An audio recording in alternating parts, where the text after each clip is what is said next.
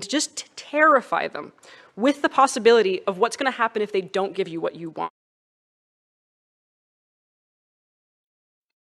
With Black Myth Wukong just days away from public release, gamers eagerly await its arrival, and game journalists and critics can't help themselves but continue smearing the game. This is Levistro, the Dragon of Cyberspace, coming to you with all news, tips, and tricks within the gaming industry. If you like my work and wish to support, please hit the subscribe, like, and notification bell.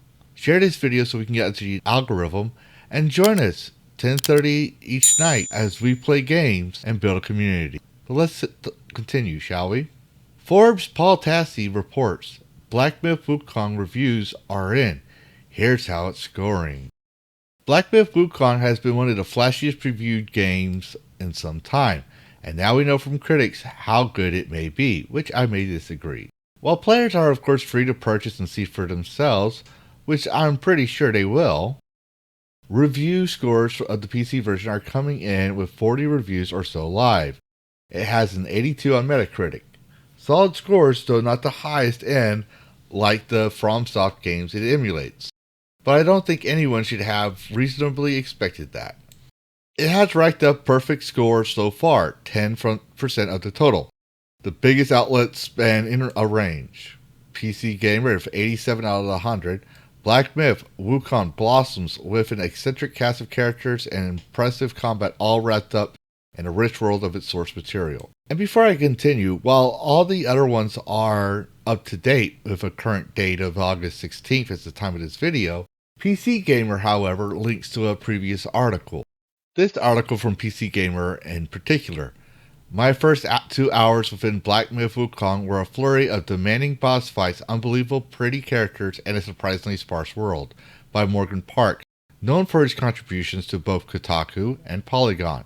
Published June 16th, 2024. And while he does give a stellar appraisal of the game, he also just can't seem to help himself, as he also states here, within the second paragraph, you might remember Game Science as the subject of a 2023 IGN report detailing a history of sexism from one of its founders, as well as a wider company culture of misogyny. To just terrify them with the possibility of what's going to happen if they don't give you what you want. Jumping back to the article of Forbes, Paul continues stating, IGN 8 out of 10. Despite some frustrating technical issues, Black Myth Wukong is a great action game with fantastic combat, exciting bosses, tantalizing secrets, and a beautiful world. Windows Central 7/10. Ultimately, Black Myth Wukong is a very solid action RPG, complete with thrills and cinematic boss fights, diverse, gorgeously rendered locals, a rich combat system, replete with build options, and a well-told story. However, it holds itself back with bland level design and disappointing enemy variety, along with a superfluous gear system and a few noteworthy performance issues. Game Rant 6 out of 10. Black Myth Wukong is a game that shies away from the Souls-like label, yet it clearly gunning for a Souls-like audience. It is far from the best in the genre, but is also not the worst game that has followed in Dark Souls' footsteps. And you recall the PC Gamer article I mentioned, most of these are his sources for his article, which the following paragraph will explain why he chose an article from June 14th. There were some odd claims yesterday that IGN scored a game of 5/10, but they didn't. It's an 8, which is quite good on their scale, and they're one of the highest scores from major outlets. In fact, no scores on PC come in below a 5/10 at all. Before I continue the paragraph, let me point out that he did choose an article in June that mentions the IGN article smearing Game Science for sexism and misogyny. This whole thing I have highlighted was not needed. It's amazing how he doesn't have a source. And I'm not saying IGN did not do a 5 out of 10. I'm not saying it didn't give an 8. I am saying this right here was unneeded. In my opinion, this is him trying to mention a smear campaign in the past. Otherwise, this would not be here at all. The game was reportedly not reviewable on PS5, which is strange considering how much it had been hyped up for PS5, which does not have many of its own exclusives this year, and they were hoping they would be the main platform of choice for Wukong. In the land of video game expectations and the good old 6/10 score range for 95% of games, an 82 is good. Some of the main complaints are that it's solid boss fights paired with less interesting times in between those boss fights. So it may not be for everyone. And not every game is going to be for everyone. We'll see how this performs financially and how much of an audience it might attract. I want to address this IGN history. To elaborate on the history of IGN before we go further down the rabbit hole, Grooms, also known as Mark Kearns, the acclaimed and renowned game designer who worked on the classic World of Warcraft game, had this to say. The founder of Black Myth Wukong, Feng Ji, sounds incredibly base. In November, IGN wrote a hit piece article on him and other studio founders, but ended up making them look like the honey badgers of gaming. Feng, you don't need to reverse motivation of female players. You don't need to take care of those worms who just want to date chicks. Some things are just for men. The recruiting posters include a picture of a woman's rear end, joke about friends with benefits as an implied office perk, along with the phrase, don't screw your colleagues. He goes on to show the title of the infamous IGN article by Rebecca Valentine, How Black Myth Wukong's Developer's History of Sexism is Complicating His Journey to the West. This is the article that every game journalist has cited, including PC Gamer. He even shows more, which we won't go into further detail, but you can always find his posts where they even continue talking about the issue. To just terrify them with the possibility of what's going to happen if they don't give you what you want. The article Mark Kearns, aka Grooms, tweeted about and was referred to in PC Gamer is this article right here by an IGN as of November of last year by Rebecca Valentine and Ki Hoon Chan. So let's get to know Rebecca Valentine, as she will be mentioned a couple of times in this video. This is Rebecca Valentine, IGN reporter. Rebecca has been a reporter for IGN since 2021, where she focused on investigative reporting and stories about how the games we all love get made. Prior to that, she wrote about the business side of gaming at gamesindustry.biz and has past credits at US Gamer, PC Gamer, App Trigger, and iMore, Android Central, Wirecutter, and more, as well as numerous podcast appearances. She's the 2020 winner of the Game Hers Journalist of the Year Award and a 2021 NYVGCC winner of the Knickerbocker Award for Journalism. She has been a finalist in multiple categories for the SoCal Journalism Awards. Reb currently lives in the Bay Area with her partner, so I assume that means she's a lesbian. She's a Rainbow Brigade, and 2 cats. Well, that's not surprising. That she brought with her from Kansas City. She has a soft spot for cute and unusual indies, exceptionally bizarre game mechanics, and Nintendo, and likes cooking real food inspired by the fictional dishes in games she loves. To just terrify them with the possibility of what's going to happen if they don't give you what you want. Obviously, Black Myth Wukong is not a cute game, but in this article, the first mention of sexism she has is down here from Feng's own words. Feng in particular has an outsized presence within the games industry with a passion for sharing introspective insights into game development, peppered with crude metaphors and boorish innuendos. In 2007, he penned this lengthy article titled Who Has Murdered Our Game?, where he dealt with the difficulties of game development in China. Feng compared failed projects to stillborn babies, given that many games had to cease development despite being worked on for a year or so. He brought up this analogy, and this is the first sexist comment she mentions. Is it because the sperm isn't virile enough? Is it the pregnancy too short?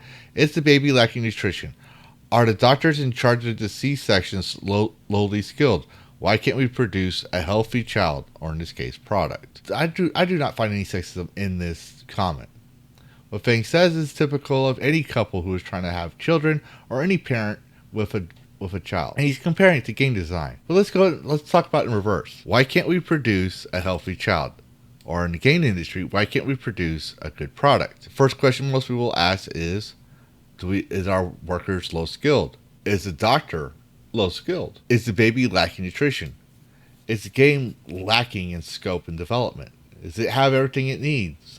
Or is it missing anything? Is the pregnancy too short? Is the game being rushed? Is it because the sperm isn't viral enough? Did the idea go past the high concept? Is it interesting enough to be in development? She goes on to say about things about how he has a hard-on for his games that he makes. This is nothing different than any man in general, and any woman who is excited about something she makes.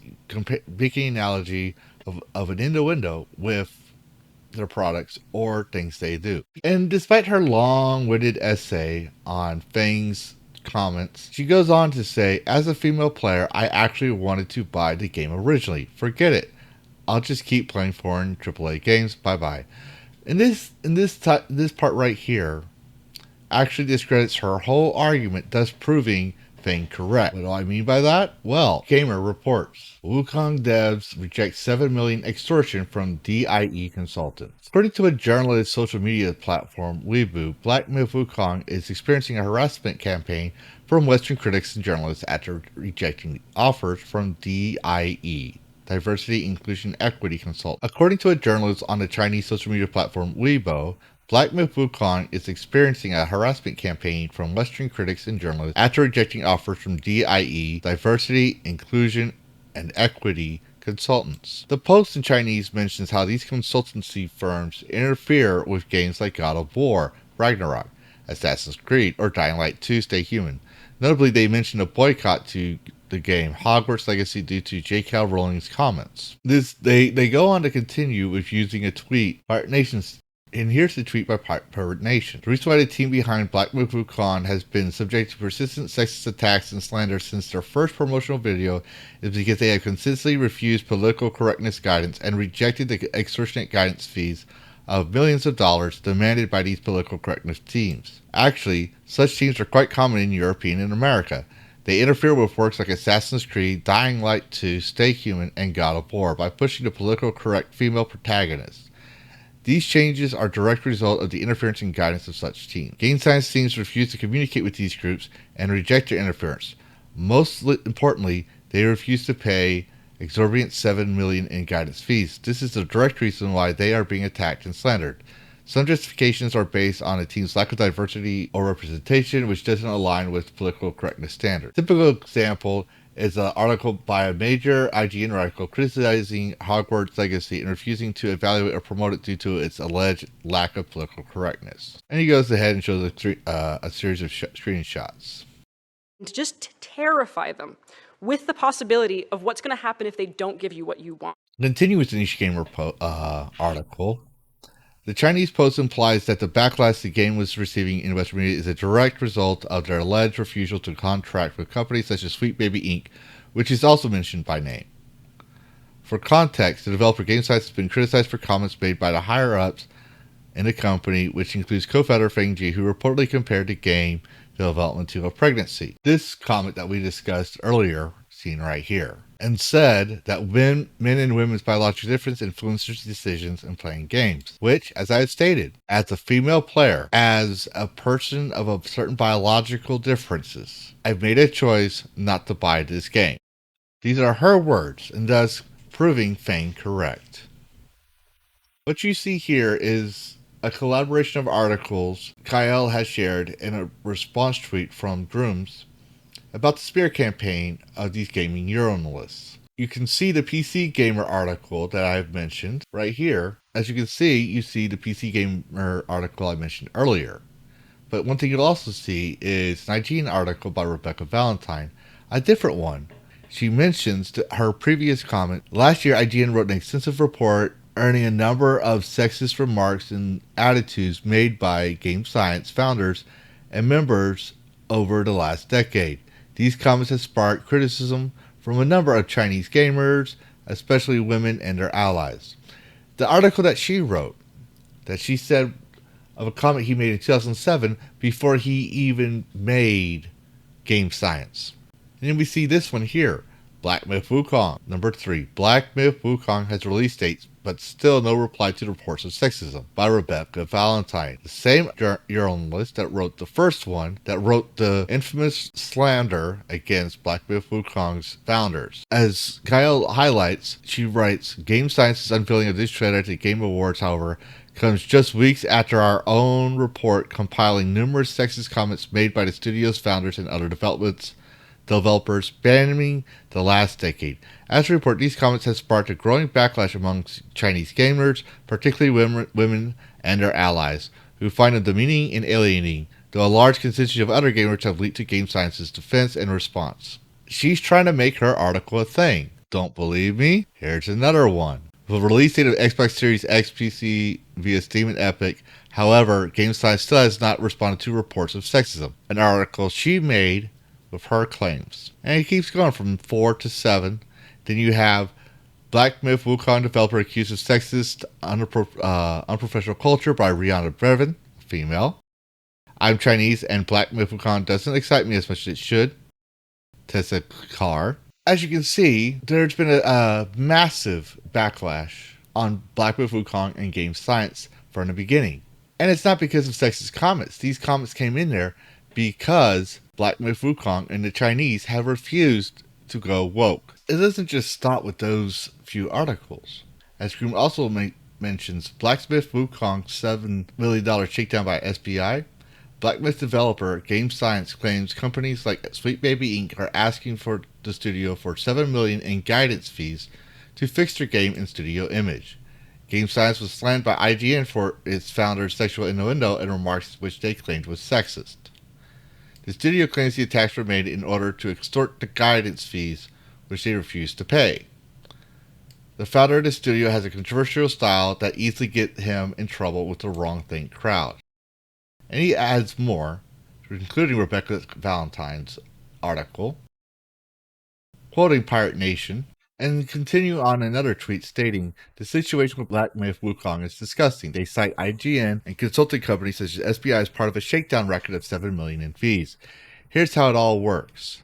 SBI founder Kim Blair explains, if they don't see the value of what you're asking for when you're asked for consultants and just terrified with the possibility of what's going to happen if they don't give you what you want. Here's a whole web of people who support each other and make this shakedown happen. Sweet Baby Inc., Harris, or else. Reporters support the racket by writing hit piece articles and run defense for the consulting companies. Play down the racket as a conspiracy theory, which as we have seen, there are many slur articles against game science. Alyssa Mercante, and the infamous editor of Kotaku, writes hit piece on Cabrutus Rambo for exposing Sweet Baby's long list of ruined games. Rebecca Valentine defends Alyssa and writes hit piece articles on Wukong leading to the shakedown, which we have mentioned earlier. All these articles are Rebecca Valentine's articles. Jason Schreier gaslights you when it's all exposed, saying it's just hallucination and this isn't happening. Which, as we have seen in this video, it is happening. It's happening a lot. It sure seems like it's all part of a multi-million-dollar racket. In fact, DIE and DIE Consulting is a huge industry. See my post about Activism Blizzard report. They call us grifters, but they're the ones making bank. In case you didn't know, I don't make bank making these videos. I do not make advertising money enough. I do not ask for your money or anything. I just report what I see and letting you decide based on the evidence I provide. Wukong directly cites the IGN hit piece article by Rebecca Valentine as well as companies similar to Sweet Baby Inc. as being behind the $7 million attempt. But don't take my word or Grum's word for it either. Take it from Kim Blair's own mouth in this video clip from a GDC convention. If you're a creative working in AAA, which I did for many, many years, put this stuff up to your higher-ups. And if they don't see the value in what you're asking for when you ask for consultants, when you ask for research, go have a coffee with your marketing team and just terrify them with the possibility of what's going to happen if they don't give you what you want. Terrify them with the possibility of what's going to happen if they don't give you what you want. Terrify them with the possibility of what's going to happen if they don't give you what you want. As you're watching that video, remember what she said, intimidate and terrify them. Which seems to be exactly what has happened here, as Grooms also states, the game science offices have been vandalized. Game science makes Black Myth Wukong. The vandalizer is boasting about it on social media, and the motive appears to be a protest against the alleged anti-women's stance of the studio. Alleged means a false claim. Someone claims something but has not proven it yet, and it has not been proven. As I've stated and shared the articles, he made an analogy. Has he said some things in the innuendos? Yes, people do it all the time. But let's define what sexism is. Sexism is the view that one gender is inferior to another. That is it. Where in his statements has he said anything that says women are inferior to men? And if you're going to go with the advertisement, let me also remind you that those advertisements are also reversed. There are articles in IGN and other areas as well talking about, for example, men's genitalia in Assassin's Creed Odyssey, rating them. That is no different than rating the breast of a woman. How is that not sexual harassment? How is that not sexism? But as you can see here, he shares the tweet where it shows the picture of vandalism and game science. Terrify them with the possibility of what's going to happen if they don't give you what you want. But despite all the adversity in gaming, gamers decide to rally behind game science, eagerly awaiting the beauty and challenges that they promise. Apps2 top reports. Black Myth Wukong topped the chart of the highest grossing premium games on Steam. Steam users are actively pre-ordering Black Myth Wukong ahead of the project's release. During the week of July 30th to August 6th, the action RPG about the Monkey King earned more money on the platform than any other premium game.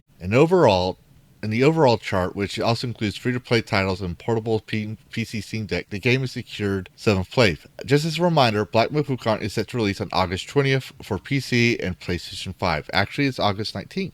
Counter-Strike 2 remains the leader of the overall chart for the third week in a row.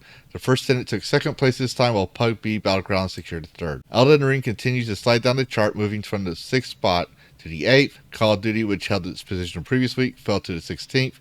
No Man's Sky dropped out of the top 100 best-selling products of the week. And they show their image of the list. And there's Black Myth Wukong going up. But it's not just the best-selling game of people pre-ordering. It's also on Steam's top wish list. As you can see here, it is number 1 and has been number 1 for the past summer. Black Myth Wukong comes out August 19th.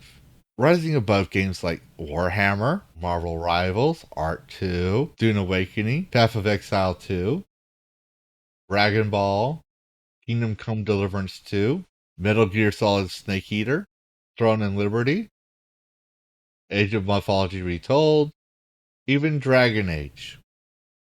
Black Myth Wukong is so popular amongst gamers that even Grumps notes more people are playing Black Myth Wukong non-playable benchmarking app than Helldivers 2's biggest update.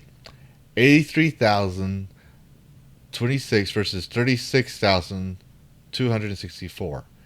Even at Helldiver's highest peak for this patch, which was 62,819, and well beaten by a non-playable demo from a small Chinese game company. Helldivers 2 was a gaming phenomenon with 500,000 concurrent players. You're in denial if you think they are doing fine. Arrowhead fumbled and dropped the ball. And this goes all the way back to Arrowhead and PlayStation requiring gamers to have a PSN account. A PSN account that is one of the most insecure accounts in the world and easily to have your data stolen. The constant ridicule of customers, and then including banning several countries who do not have a PlayStation account for playing the game, has caused many gamers and Helldivers, if you will, including myself, from continuing playing the game. I have not played the game since the controversy, and I don't plan on playing the game. Once you screw the pooch, you're done. And as you can see, they'll just keep losing more and more and more. But don't take my word for it. Here's the Black Myth Wukong benchmarking tool. Coming out August 13th, it skyrocketed. And all it is just a video showing you the frame rate your computer has with the game's settings. Many people, going up to an 85,277 peak, are anticipating this game. It would seem that with all the lies and slander, the attacks, the vandalism, the fascist behavior and bullying tactics, advocation of domestic corporate terrorism of these individuals against a small Chinese gaming company seems to point out one thing in particular. Their ideals do not sell. Gamers want good games. This company has chosen to deliver such good games, thus proving DIE games, DIE consulting firms, activism journalism does not sell to gamers at all. Please remember that August 19th, Black Myth Wukong comes out, and many gamers, including myself, will enjoy picking up the game, imagining ourselves as the Monkey King, and creating our own journey through the West. But what do you think? Do you think Black Myth Wukong will be on the top of the gaming charts? Do you think it will be a financial success? Do you believe the statements made by Game Science is sexist and misogynistic? Or do you think someone is just trying to find a way to smear a good game? This is Levistro, the Dragon of Cyberspace, wishing you happy gaming and a good day. If you're a creative working in AAA, which I did for many, many years, put this stuff up to your higher-ups. And if they don't see the value in what you're asking for when you ask for consultants, when you ask for research, go have a coffee with your marketing team and just terrify them with the possibility of what's going to happen if they don't give you what you want.